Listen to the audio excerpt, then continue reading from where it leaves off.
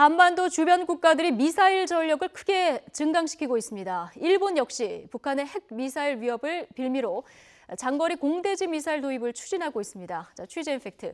이 시간에는 이 주변국들이 유사시에 북한 주요 시설물을 정밀 타격할 수 있는 전략 무기를 강화하는 이유가 뭔지 좀 짚어보겠습니다. 김주환 YTN 정치안보 전문기자 전화 연결되어 있습니다. 김주환 기자 나와 있습니까? 네, 김주환입니다. 예. 주한미군이 유사시에 북한의 주요 시설물만을 골라서 타격할 수 있는 공대지 미사일을 군산기지에 배치했다고 하는데 이거 어떤 무기체계입니까? 일단 비행기에서 지상의 목표물을 공격할 수 있는 이른바 공대지 미사일이라고 합니다. 그런데 이것이 장거리죠. 한 370km 전방에서 그 목표물을 타격할 수 있는, 우리가 과거에 참수작전이라는 표현을 많이 들었을 겁니다. 시청자 예. 여러분들은 그 참수작전을 이행하는 수단 중에 하나다, 이렇게 정리할 수 있을 것 같습니다. 길이가 한 4.27m 되고요. 미국의 로키드 마틴사에서 개발이 됐습니다. 이 확장형이라고 있습니다. Extended Range라고 하는데 이 재즈 ER의 경우 한 1000km까지 날아갈 수 있고 비완비 폭격기에도 장착할 수 있고요.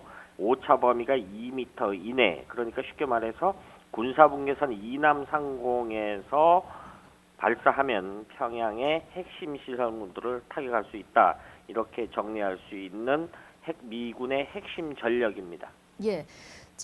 제즘 미사일 배치 이전에 우리 공군 역시 비슷한 장거리 공대지 미사일을 실전 배치해놓고 있지 않았습니까?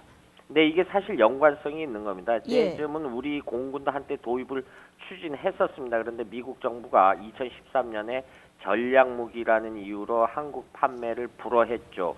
이 재즘에는 미군 군사 전용 GPS를 장착하고 있는데 이런 기술이 노출될 우려가 있다, 그래서 불허했습니다. 그래서 우리 공군이 이 재즘 대신에 독일제 장거리 공대지 미사일인 타우러스를 도입하게 된 이유가 되겠습니다. 예. 그래서 타우러스 일부가 실전 배치됐습니다.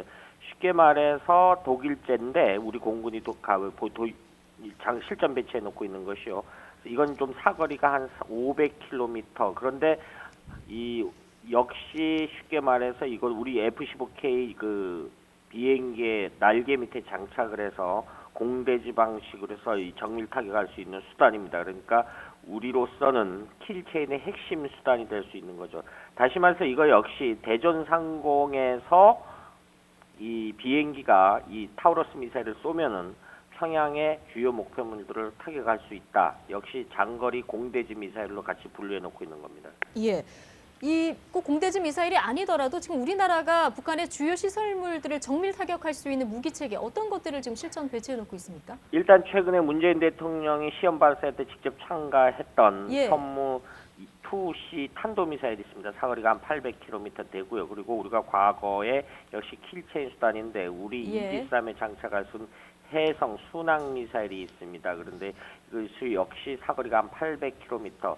쉽게 말해서 현무 미사일 같은 경우는 포항에서 북한 전역을 타격할 수 있는 그런 전략 미사일이 되겠습니다. 이런 것들을 배치해 놓는 이유는 평소에 북한이 이제 전면전 도발을 벌이면 우리가 장기적으로 한 1000여 발을 그 전국 곳곳에 배치를 시켜놓고 북한의 주요 시설물들에 대해서 도발 징후가 보이면 공격할 수 있는 그런 수단을 확보하기 위한 것입니다.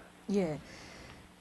앞서 언급했던 이 재즘과 관련한 질문 좀 다시 드리겠습니다. 지금 주목할 만한 것이요. 주한미군의 이 재즘 미사일 배치 시기인 것 같은데 최근에 배치가 됐는데 이건 어떤 의미입니까? 예, 이것이 사실은 이제 미군 입장에서는 지금 논란이 되고 있는 사드 배치가 완료되면은 그 후에 이제 순차적으로 북한의 도발 강도를 봐서 이 재즘 미사일을 배치하겠다, 이런 계획을 정해놓은 것으로 정해졌었습니다. 그런데 이 역시 냈던 이 사드 문제가 국내에서는 뜨거운 감자가 되고 있지 않습니까?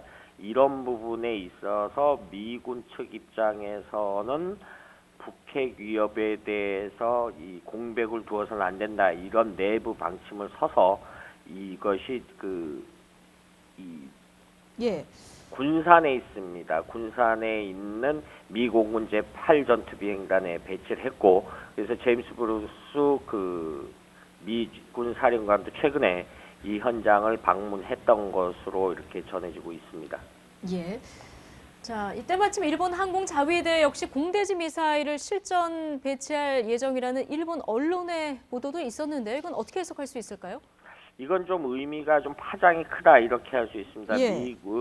일본이 지금 아베 정부 들어서 전쟁할 수 있는 나라 이렇게 헌법 개정까지 하고 있는데 그래서 일부 헌법도 조항을 고친 것이 있습니다. 그 중에 하나가 적기지 공격 능력을 보유한다 이런 조항이 있는데 사실상 일본으로서 잠재적 적은 역시 북한입니다. 그래서 북한의 도발 움직임이 있으면 일본도 타격을 하겠다. 같은 개념입니다. 이건 역시 공대지 미사일인데 역시 조인트 스트라이크 미사일이라 그래서 노르웨이제를 아마 장착할 것이다라는 요미우리의 보도가 있었습니다. 그런데 예. 일본은 앞으로 순차적으로 최신의 5세대 전투기라고 하는 스텔스 전투기 F-35A를 한 40여 대 도입한다는 그런 방침을 갖고 있습니다. 그런데 여기에다 날개 밑에다 장착을 하겠다 이렇게 이 방침을 정해져서 일단은 이것이 다음 주에 워싱턴에서 미일 안보 관련 협의회가 있는 것으로 전해지고 있습니다. 여기서 예. 방침이 정해지면은 최종 일본 역시 신속하게 F-35A 전투기 날개 밑에 이 공대지 미사일을 장착하는 이런 일을 추진하겠다라는 게 지금까지 외신 보도의 주요 내용입니다. 예. 자, 지금 중국도 역시 미사일 개발에 전력 투구를 하고 있는 그런 상황 아닙니까? 네.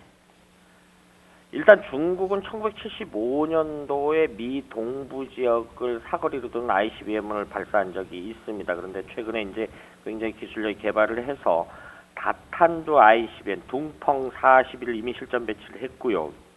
둥펑 5C라고 해서 개발 중인데 여기서 다탄두라고 말하는 것은 ICBM이 발사를 하면 역시 핵탄두입니다. 핵 발사를 하면은 목표물을 10개를 각각 다른 지점에서 날아가는 이런 MIRV라 그러는데 이런 무기 체계를 확충하고 있는 거죠. 그런데 예. 중국이 이런 다탄두 미사일을 개발한 이유는 중국의 입장에서는 미국이 MD 체계, 미사일 방어 체계로 해서 자신들과 러시아를 포위하려 한다. 그래서 이것에 대한 대응 수단으로서 미사일 방어 체계를 합니다. 그런데 중국은 다소 북핵 위협에 대해서는 거리감이 있는 것이 아니라 잠재적인 적국으로서 미국을 가상의 적으로 상대한 상태에서 미사일 개발을 서두르고 있는 상황입니다. 예. 자, 이렇게 한미일 세 나라가 이렇게 북한의 주요 시설물들을 정밀 타격할 수 있는 핵심 전력들을 공개하는 근본 이유가 뭔지 이거 마지막으로 좀 정리를 해주실까요? 일단 북한의 핵 미사일 도합이 계속 했지 않습니까? 위협도 하고 이 위협에 대해서 국방부나 안보 관련 종사자들은 간과할 수 없는 거죠. 사전에 대비를 해야 되는데 이런 부분에 대해서 우리 역시 이런 가공할 전략 무기를 배치해 놓고 있으니까 북한으로 하여금 함부로 도발하지 말고 오판하지 마라라는 신호를 보내는 겁니다. 이거를 이른바 뉴클리어 시그널이라고 합니다. 핵 신호라고 하는데 이런 부분에 대해서 위력적인 방어 수단을 갖고 있고 2차 타격 수단을 배치를 해놓고 있으니까 북한은 함부로 도발하거나 준동하지 말아라 이런 억제하는 효과가 있는 겁니다. 예. 자, 여기까지 듣겠습니다. 김주환 정치안보 전문기자였습니다.